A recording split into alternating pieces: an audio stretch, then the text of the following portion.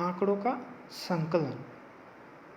आंकड़ों को विभिन्न स्रोतों एवं विभिन्न तरीकों से प्राप्त करने की प्रक्रिया को ही आंकड़ों का संकलन कहते हैं। सांख्यिकी अनुसंधान की व्यापक योजना बनाने के बाद उपयुक्त रीति द्वारा समंकों को एकत्रित करने का कार्य आरंभ किया जाता है। समंकों का संग्रहण सांख्यिकी विज्ञान की मूलभूत क्रिया है। संकलन क्रिया की शुद्धता और व्यापकता पर ही समंकों के प्रस्तुतिकरण, विश्लेषण एवं निर्वचन की आगामी क्रियाओं की सफलता आधारित है। यदि संग्रहित समंक अशुद्ध और अपर्याप्त होते हैं तो उनसे निकाले जाने वाले निष्कर्ष भी भ्रामक होंगे।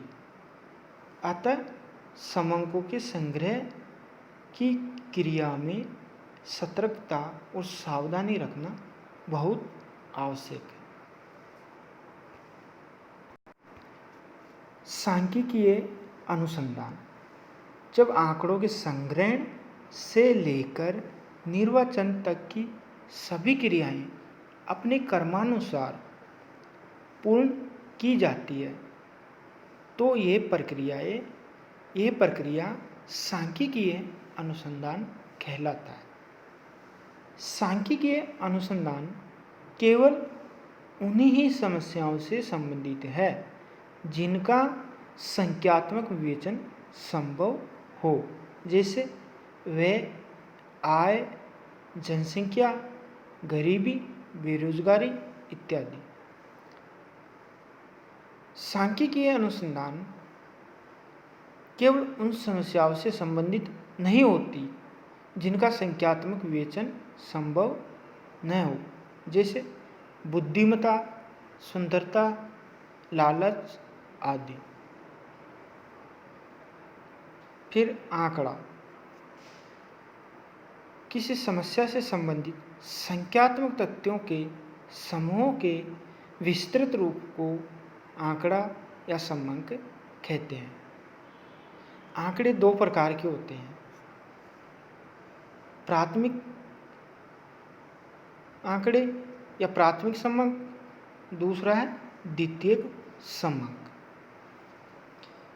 सबसे पहले हम देखते हैं प्राथमिक समंकों को। उन समंकों को प्राथमिक समंक कहते हैं जो अनुसंधानकर्ता द्वारा पहली बार आरंभ से अंत तक बिल्कुल नए सिरे से एकत्रित किए जाते हैं।